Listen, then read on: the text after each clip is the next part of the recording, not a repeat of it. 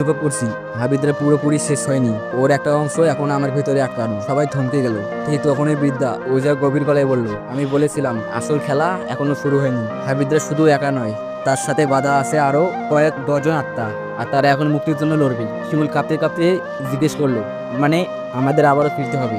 ওজা শান্তভাবে মাথা নাড়লো, তোমরা চাইলেও পালাতে পারবে না। তোমাদের মধ্যে এখন যে বন্ধন তৈরি হয়েছে তা ভাঙা যাবে না। রফিক এখন তাদের কেন্দ্রবিন্দু, ওকে রক্ষা না করলে সবাই ধ্বংস হয়ে যাবে। হঠাৎ রফিক কেঁপে উঠলো, তার চোখ আবার লাল হয়ে উঠলো। এক মুহূর্তের জন্য সে হাঁপাতে হাঁপাতে বলল, সে আমার কথা বলছে আমার মাথায়, বলছে তার রাজ্য আবার গড়বে। সে বলেছে রক্ত চাই, আত্মা চাই।